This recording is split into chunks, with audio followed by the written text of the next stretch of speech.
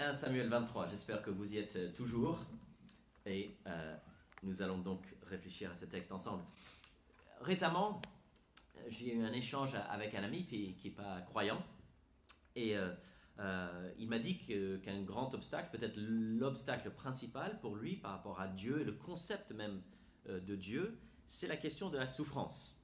Et c'est sans doute, je l'ai déjà entendu, je l'ai déjà lu aussi, la grande objection à la foi chrétienne, en tout cas même je dirais, le concept de Dieu ou un Dieu puissant et bon, c'est cette question de la souffrance. Pourquoi y a-t-il tant de mal, des maladies, des cœurs brisés, des enfants qui meurent, tellement de choses qui nous rendent tristes, qui nous accablent parfois. Alors c'est une question théorique auquel on peut réfléchir comme ça. C'est aussi pour beaucoup d'entre nous, sans doute, une question aussi concrète. Une question pas simplement de demain, mais peut-être aussi une question aujourd'hui. Il me semble qu'à notre époque, on a un peu cette idée que on ne comprend pas forcément, mais euh, on espère et on croit qu'il y a quelque chose, il y a des choses qui peuvent nous permettre de sortir de la souffrance ou de l'éviter. Et notamment, je appellerais ça une puissance. Alors, ça peut être une puissance, par exemple, médicale, ça peut être une puissance technologique, ça peut être une puissance sociale aussi, ou une puissance même financière. Si j'ai assez de pouvoir, de puissances diverses, médicales, financières, sociales, technologiques, je peux éviter, reporter, guérir des souffrances, je peux m'en sortir en quelque sorte. Ce qui est touchant dans cette situation-là, c'est que parfois on découvre que des gens qui ont beaucoup de puissance, beaucoup plus de puissance que nous, eh bien ils se retrouvent en souffrance aussi.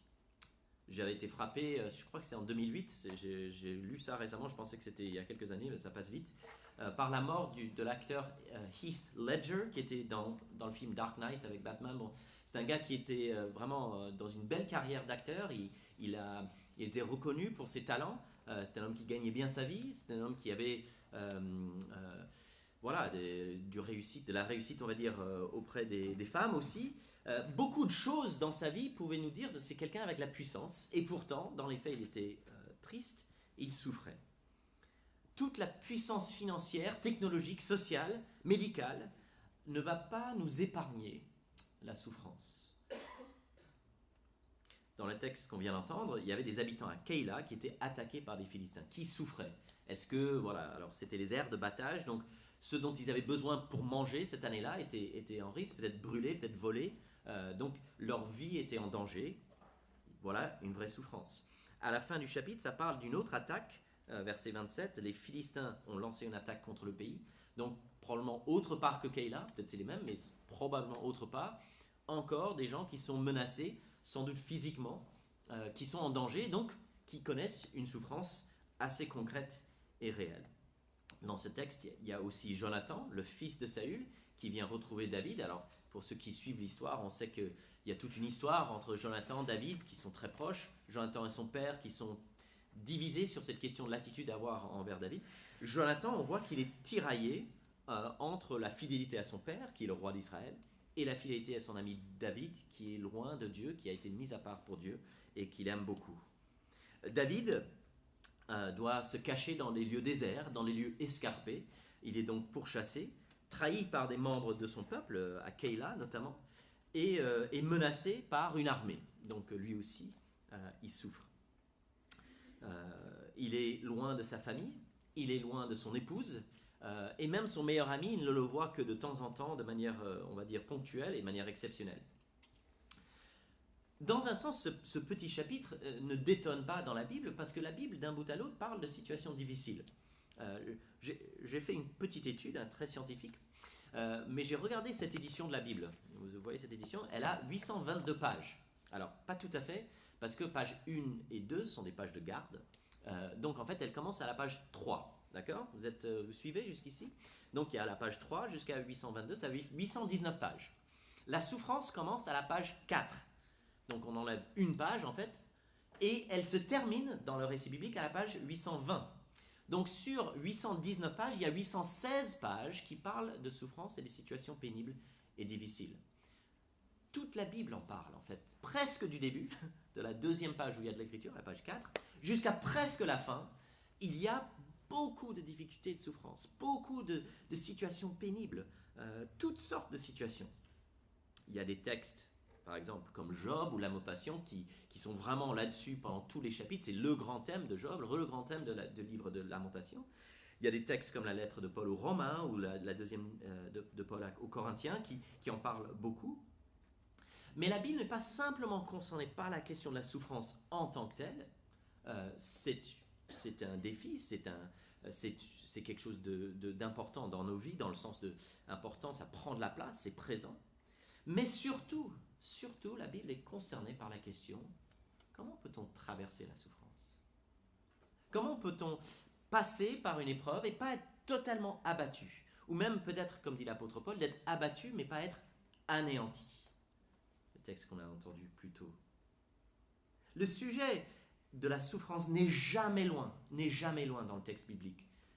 Je vous mets au défi de trouver une des pages dans ce texte où il n'y a pas quelque chose de mauvais qui se passe, où il n'y a pas quelqu'un qui souffre. Et donc, dans la Bible, il y a aussi, pas simplement le problème, mais aussi la question des solutions. La solution pour passer la souffrance, mais pas que. La question de la solution véritable, profonde, éternelle et long terme de la souffrance. Elle est présente dans la Bible.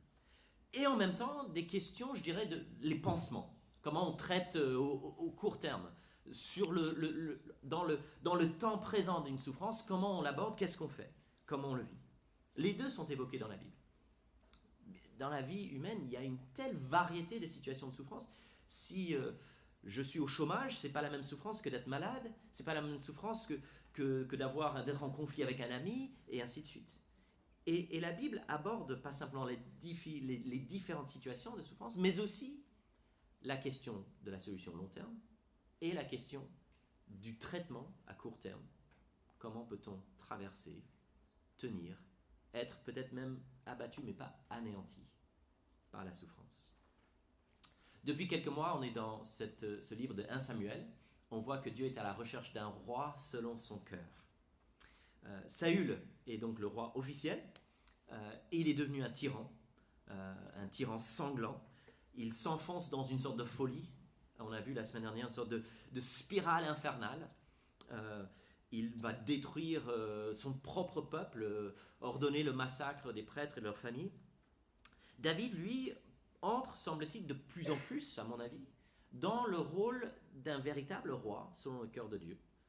Agir avec sagesse, avec courage, pour le bien du peuple. Je vais juste vous lire la fin du chapitre 22, si vous n'étiez pas la semaine dernière. Donc c'est à la page 208. David parle à Abiathar, qui était le seul prêtre rescapé après un massacre. Il dit, verset 22, « Je savais bien l'autre jour que Doeg l'édomite, qui se trouvait là, ne manquerait pas d'informer Saül. C'est moi qui suis responsable de la mort de tous les membres de ta famille. Reste avec moi, n'aie pas peur, car celui qui en voudra à ta vie en voudra à la mienne. Près de moi, tu seras en sécurité. » Voici donc un roi qui protège, qui cherche à protéger, qui s'engage, sa responsabilité, mais même au risque de sa vie, pour faire du bien à Abiathar, et puis là, au chapitre 23, pour faire du bien aux habitants de Keïla. Donc, petit résumé. Conseillé par l'Éternel, David délivre Keïla des Philistins, puis encouragé par Jonathan, il se cache, et l'Éternel le délivre de Saül. En plus rapide, David délivre Keïla, et l'Éternel délivre David. On va commencer donc avec les versets 1 à 5. David délivre Keïla.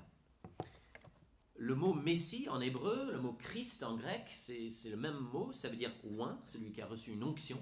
Et notamment cette onction, cette huile pour verser sur une tête, c'était le signe d'être mis à part pour Dieu. David avait reçu cette onction d'huile et de l'esprit par le biais du prophète Samuel, c'était il y a quelques chapitres. Il est donc un roi mis à part pour Dieu, pour le peuple, par Dieu pour le peuple. Et donc, c'est normal que ce soit lui qui aille protéger le peuple lorsque les Philistins arrivent et commencent à s'attaquer au peuple d'Israël, qui vont piller les aires de battage, prendre ce qu'ils ont de quoi manger et donc mettre en danger leur vie de par ce vol du blé, de leurs biens. Cela dit, on peut imaginer que dans un sens, légitimement, ça soit le rôle de Saül et de l'armée officielle, l'armée régulière du peuple, de faire de mettre en œuvre cette protection. Et à la fin du chapitre, c'est d'ailleurs eux qui vont le faire, et le peuple fait appel à Saül et son armée à la fin du chapitre. Mais dans cette section, pas simplement ce chapitre, mais ces chapitres dans 1 Samuel, il y a plusieurs contrastes assez marquants entre David et Saül. Et je suis dans cette logique-là, je suis le bibliste Dale Davis, qui note, donc, premier contraste, on l'a vu la semaine dernière, à Nob, c'est une ville pas loin, Saül détruit le peuple, il leur donne la mort. À Keïla, David sauve le peuple. Dans le chapitre 22, Saül se plaint parce qu'il n'a pas les informations, personne ne me dit, il y a une conspiration contre moi, je n'ai pas les infos essentielles, alors que David, lui, reçoit les infos essentielles, la vérité divine de la part de Dieu, sans doute via Abiatar, le prêtre. Troisième contraste, le compagnon de Saül, son assistant, c'est Doeg, l'édomite, qui est un meurtrier, qui est une sorte de mercenaire, et qui couvre, alors là, pour retrouver une phrase biblique, qui couvre les mains de Saül avec un sang innocent, alors que le compagnon de David, Jonathan, il est un prince du royaume, et il couvre ou il fortifie la main de David dans le Seigneur, nous le verrons plus tard. Les Philistins, quatrièmement, sont une menace pour David au début du chapitre, et à la fin sont les sauveurs pour David. Donc, alors voilà, les Philistins, sauveurs personnels de David, un peu d'humour peut-être. Mais les Philistins qui sont menaces sont aussi, dans un sens, sauveurs par le biais de Saül et la menace que lui présente envers David. Au début du chapitre, David est informé et David va consulter l'Éternel. Est-ce qu'il faut y aller ou pas? Dieu lui dit oui, il faut y aller.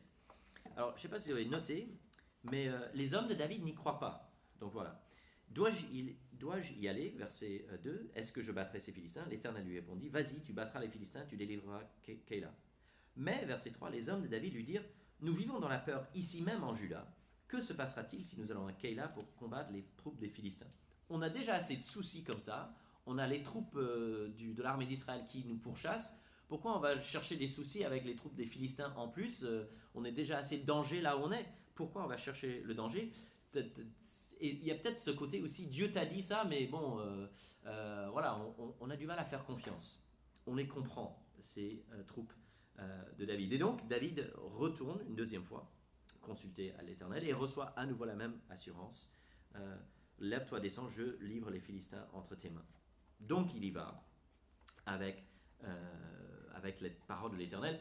Bon, c'est vrai que j'ai dit David délivre Keïla, c'est en fait l'Éternel à travers David qui délivre Keïla, c'est lui qui avec sa parole donne la motivation et la connaissance. Peut-être deux mots sur la question de consulter l'Éternel. On voit dans ce texte que David arrive à avoir des informations. Alors, probablement, semble-t-il, via Abiatar, c'est pas explicite au tout début, mais un peu plus tard, ça devient, donc, versets 7 et suite, quel est le rôle d'Abiatar en tant que prêtre de l'Éternel là-dedans? Ça dit qu'il porte l'éphod. L'éphod était un vêtement, mais aussi peut-être une boîte, ou un vêtement qui portait une boîte avec peut-être des pierres précieuses, c'est un peu flou, hein, on n'est pas exactement sûr comment ça marchait, mais c'était une sorte de sort qu'on pourrait tirer, peut-être comme un dé fait avec une pierre précieuse ou deux pierres précieuses, et on pouvait poser une question et tirer le sort et on avait une réponse, et c'était donc une façon de consulter Dieu à l'époque. Donc semble-t-il, ça serait avec Abiatar et par ce qui était contenu dans l'éphod, pour une sorte de sort sacré, que David consulte l'Éternel pour avoir la sagesse et la direction. Où est-ce que je vais? Qu'est-ce que je suis censé faire? Eh bien, c'est comme ça qu'il le découvre. Mais il me semble que ça nous arrive, nous, à ne pas savoir que faire, et on aimerait bien, ou peut-être qu'on le fait, on consulte l'Éternel. Est-ce qu'on devrait tirer au sort et comme ça découvrir ce qu'il faut? Il me semble qu'on peut aussi, en lisant ce texte, dire mais David, il pose la question, il a la réponse. Pourquoi moi j'ai pas ça? Pourquoi moi, quand je pose une question à Dieu, j'ai pas forcément la réponse en tout cas, j'ai pas la réponse dans la clarté qu'il me faut.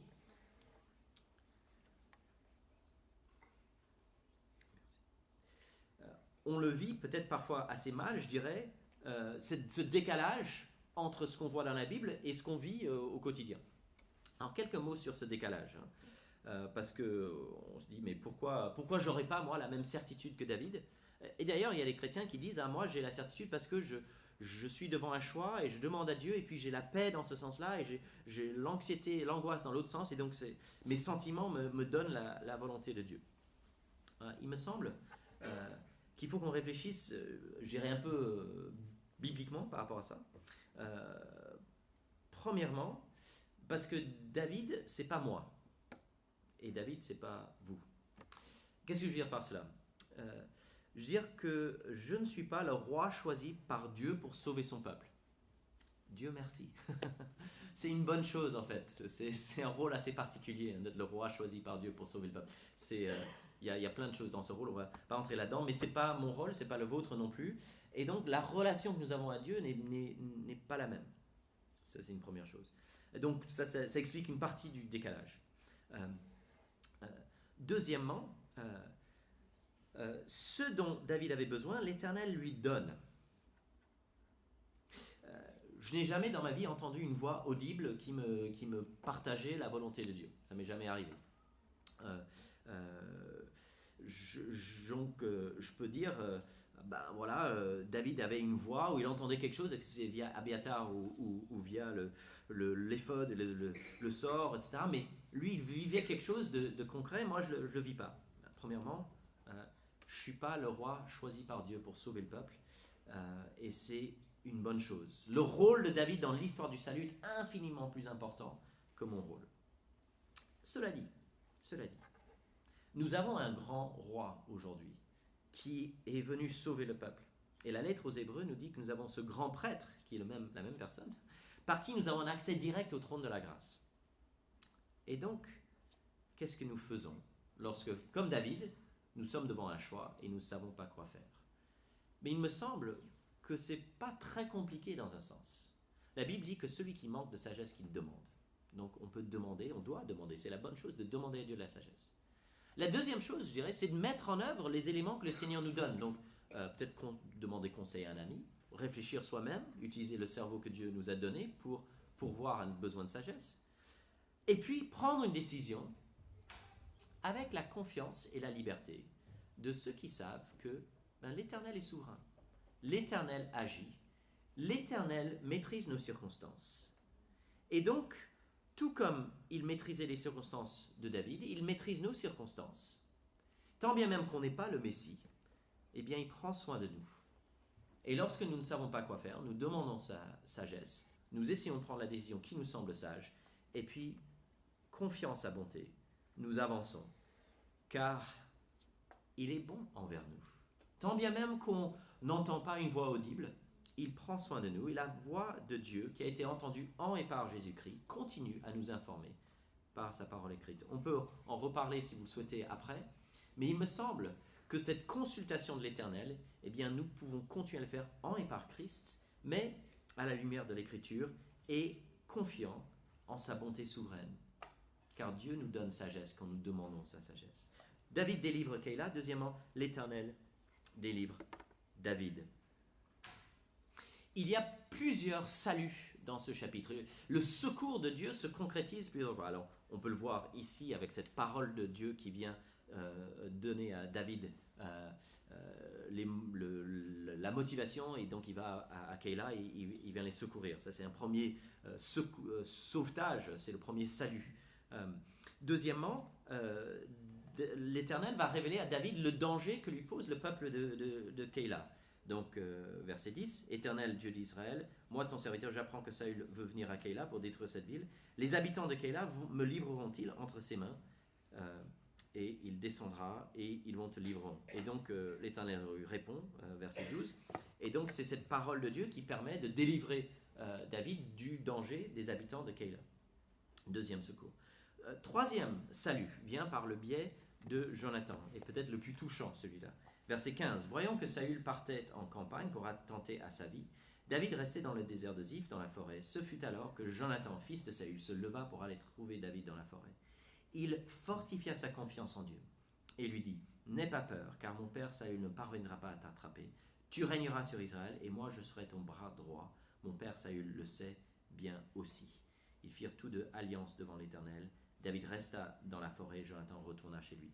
Alors, déjà à 2 reprises, Jonathan et David avaient fait alliance. Ils reconfirment l'alliance, ce lien qu'ils avaient entre eux deux.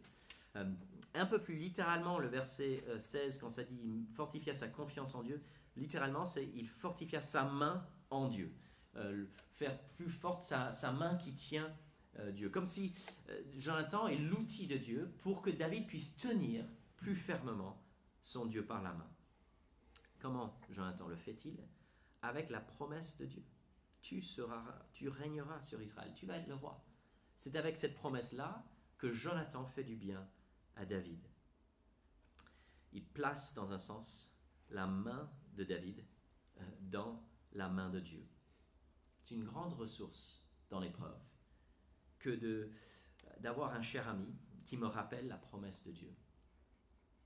4e salut, l'étau se resserre, Saül et ses troupes entourent David et ses hommes, ils sont sur le point de les prendre, et in extremis, le messager arrive et David et ses troupes sont sauvés. Le hasard avec un grand D, comme disait un ami à moi, par cette attaque philistine, eh bien David est sauvé. Voilà cette montagne, peut-être la montagne sur laquelle David craignait mourir, qui devient le rocher des séparations. Vous voyez la note en bas de page. Le rocher de l'échappée, on peut dire aussi. Voici David qui s'échappe et qui est séparé de celui qui le menaçait. Au sein même de l'épreuve, au sein de cette difficulté, l'Éternel protège, il délivre, il prend soin, et par le biais de Jonathan, il réconforte David. Il est là pour son bien dans son épreuve.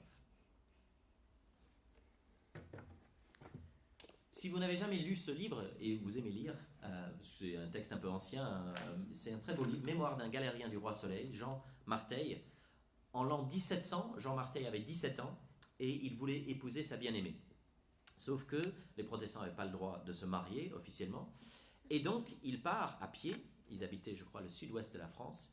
Ils sont partis à pied, lui et sa fiancée, pour aller aux Pays-Bas afin de pouvoir se marier légalement. Sauf qu'à la frontière, ils se font arrêter. Ils n'avaient pas le droit de fuir le pays. Et donc, il se retrouve, Jean Marteil, condamné aux galères. 13 ans de condamnation. Il a servi 13 ans attaché à un banc de galères, donc les bateaux qu'on faisait avancer par les rames, il ramait, avec des meurtriers et d'autres criminels qui étaient aussi condamnés aux galères. Donc, c'est un homme qui a vraiment souffert. L'ironie de l'histoire, c'est que on lui avait dit tu n'as pas le droit de quitter le pays, on va t'arrêter parce que tu quittes le pays. Après 13 ans, il a été libéré sous condition de quitter le pays. Mais bon. Un jour, le bateau est arrivé au Havre, mais en fait, ce n'est pas le Havre, c'est le Havre de Grasse. C'est le vrai nom de cette ville, le Havre de Grasse. Et il raconte: je n'ai jamais vu de personne si zélée que ces messieurs de Rouen. Ils nous rendaient confus par les éloges, même outrés, qu'ils donnaient à la constance de notre foi. Ils nous exhortaient de façon si pathétique à la persévérance que nous ne pouvions retenir nos larmes. Leur ardeur fut si grande qu'une partie de ces messieurs voulait absolument, après en avoir demandé la permission, nous conduire publiquement à notre départ jusqu'à une lieue de la ville pour nous aider à porter nos chaînes sur leurs épaules, ce que nous ne voulûmes jamais souffrir, tant par l'humilité dont nous faisions profession, que pour leur épargner de s'attirer de mauvaises affaires. C'était des chrétiens qui habitaient le Havre de Grasse, le Havre, et qui sont venus faire du bien à ces chrétiens qui étaient éprouvés en tant que galériens. Au sein de sa souffrance, comment Dieu a-t-il fait pour soutenir Jean Marteil? C'était par le bien des amis, un peu comme Jonathan dans ce texte, qui vient faire du bien, qui sont un havre de grâce pour ce chrétien qui était condamné aux galères.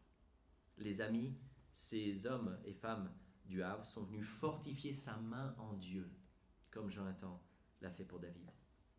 Depuis 3000 ans, et aujourd'hui encore, Dieu vient au secours de son peuple par divers moyens. Parfois par un ami, parfois pour nous sortir de la galère, peut-être de manière miraculeuse, parfois peut-être en nous donnant ce dont nous avons besoin. peut-être ce matin, vous n'êtes pas sûr où vous en êtes avec Dieu. Peut-être vous posez des questions, vous interrogez, mais votre relation avec Dieu n'est pas vivante et personnelle. C'est quelque chose peut-être, vous êtes, je dirais, peut-être en chemin ou peut-être en réflexion. Et donc ce concept d'un Dieu qui pourrait peut-être vous encourager au sein d'une épreuve, c'est quelque chose que vous n'avez pas encore connu. Eh bien moi je vous invite à poser la question à un ami chrétien, si vous connaissez quelqu'un qui a une relation personnelle avec Dieu, lui poser la question, est-ce que vous avez eu une expérience, peut-être un peu comme celle de Jonathan et David, où vous avez vu, en fait, Dieu est venu vous fortifier alors même que vous étiez dans un moment difficile. L'Éternel délivre David. 2 Corinthiens chapitre 4, et c'est le texte qu'on a vu plus tôt, c'est à la page 757. Je vais juste relire quelques-uns des versets qu'on a lus plus tôt. 2 Corinthiens chapitre 4, verset 7. L'apôtre Paul a écrit ceci aux chrétiens à Corinthe. « Nous portons ce trésor, l'Évangile, dans des vases de terre, afin que cette puissance extraordinaire soit attribuée à Dieu et non à nous. Nous sommes pressés de toutes parts, mais non écrasés, inquiets, mais non désespérés, persécutés, mais non abandonnés, abattus, mais non anéantis. Nous portons toujours avec nous, dans notre corps, l'agonie du Seigneur Jésus, afin que la vie de Jésus soit aussi manifestée dans notre corps. En effet, nous qui vivons, nous sommes sans cesse livrés à la mort à cause de Jésus, afin que la vie de Jésus soit elle aussi révélée dans notre corps mortel. Ainsi, la mort est à l'œuvre en nous et la vie en vous. » Chers amis, ce n'est pas simplement que la Bible parle de la question de la souffrance, aborde les souffrances, les épreuves d'un bout à l'autre, presque, je dirais, sans arrêt. Il me semble aussi que la forme du récit biblique, que, si vous voulez, la grande histoire de toute la Bible est centrée, en quelque sorte, sur la souffrance, et notamment sur la question de la souffrance du roi mis à part pour Dieu. Jésus l'a dit simplement, le Christ doit souffrir. Il l'a annoncé plusieurs fois. Le point culminant de la Bible, le sommet de la Bible, c'est une souffrance. Jésus-Christ à la croix. Jésus qui dit, mon Dieu, pourquoi m'as-tu abandonné ?» Ce n'est pas simplement que la souffrance est présente dans la Bible, c'est que le récit biblique a comme point culminant la souffrance du roi promis par Dieu, le Christ, le Messie. Jonathan a fortifié la main de David par la promesse de Dieu. Jésus, j'en suis convaincu, a pris le psaume 22 au moment de sa souffrance. C'est le psaume 22 dont le verset 1 dit « Mon Dieu, pourquoi m'as-tu abandonné ?» Mais plus tard dans le psaume 22, et je vous invite à le lire cette semaine si vous ne le connaissez pas, il y a un texte magnifique parce qu'il y a une personne qui souffre et qui crie à Dieu, et puis qui dit dans le psaume 22 « Tu m'as répondu ».